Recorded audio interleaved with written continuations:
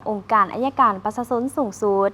ซึ่งว่าในระยะ5 ปีผ่านมาองค์การอัยการประชาชนสูงสุดมีคดีอาญาขั้นต้นจำนวน 52,959 เรื่องสามารถแก้ไขได้แล้ว 99 ส่วนห้อยท่านไซสนาโคตรภูทรหัวหน้าองค์การอัยการประชาชนสูงสุดได้รายงานการจัดตั้งปฏิบัติแผนการเคลื่อนไหวเวียกงาน5 ปี 2021-2025 และประจำปี 2025 แผนการเคลื่อนไหวเวียกงาน5 ปี 2026-2030 และประจำปี 2026 ขององค์การอัยการประชาชนสูงสุดต่อกล่องประชุมสมัยสามัญเทื่อที่ 10 ของสภาแห่งชาติสุดที่ 9 ในวันที่ 17 พฤศจิกายนผ่านมานี้ว่าเวียกงานติดตามกวดกาการปฏิบัติกฎหมายและสั่งฟ้องผู้ถูกหาขึ้นศาล5 ปีผ่านมาองค์การอัยการประชาชนสูงสุดได้รับคำร้องของประชาชนและคำเสนอขององค์การจัดตั้งต่างๆเพื่อให้กวดกาการปฏิบัติกฎหมายและนิติกรรมใต้กฎหมายของบรรดาองค์การจัดตั้ง72 เรื่องและได้ขนคว้าแก้ไขแล้ว69 เรื่องพร้อมขนคว้า3 เรื่องการติดตามกวดกาการปฏิบัติกฎหมายขององค์การสืบสวนสอบสวนได้ติดตามกวดกาปฏิบัติคำสั่งเปิดการสืบสวนสอบสวน 3,057 ฉบับออกคำสั่งยึดและอายัดทรัพย์ 42 ฉบับออกคำสั่งกวดค้นเคหสถาน 3,802 ฉบับออกคำสั่งจับตัว 12,000 ฉบับออกคำสั่งกักขังพาง 52,000 ฉบับออกคำสั่งต่อกำหนดเวลากักขังพาง 39,788 ฉบับออกคำสั่งปล่อยตัวพาง 4,053 ฉบับออกคำสั่งปล่อยตัวก่อนกำหนด 1,755 ฉบับและออกคำสั่งแนะนำเกี่ยวกับการดำเนินคดีอาญา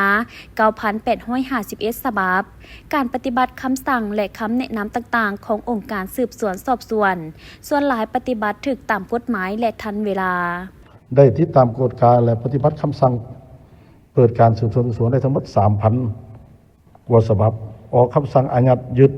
42 ฉบับออกคำสั่งตรวจค้นได้ 3,000 กว่าฉบับออกคำสั่งจับตัวได้ 12,000 กว่าฉบับ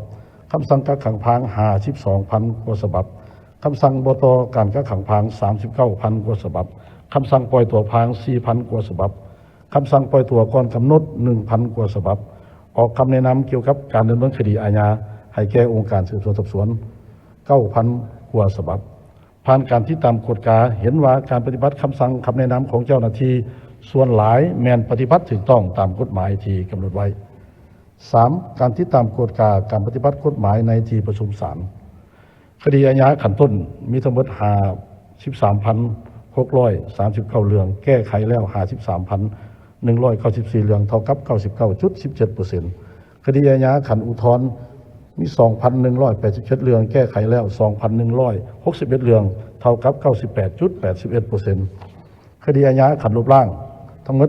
857 เรื่องแก้ไขแล้ว841 เรื่องเท่ากับ 98.19% คดีแพ่งขั้นต้น 7,279 เรื่องแก้ไขแล้ว 7,221 เรื่องเท่ากับ 99.2% คดีแพ่งขั้นอุทธรณ์ 2,838 เรื่องแก้ไขแล้ว 2,881 เรื่องเท่ากับ 99.4% คดีแพ่งขันลบล้างมีทั้งหมด 1,415 เรื่องแก้ไขแล้ว 1,405 เรื่องเท่ากับ 99.38%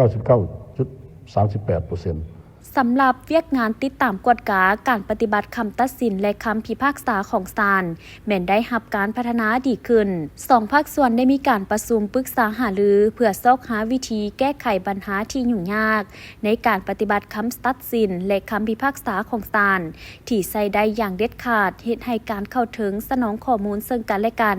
ได้ดีขึ้นและก้าวสู่คุณภาพเทื่อละก้าว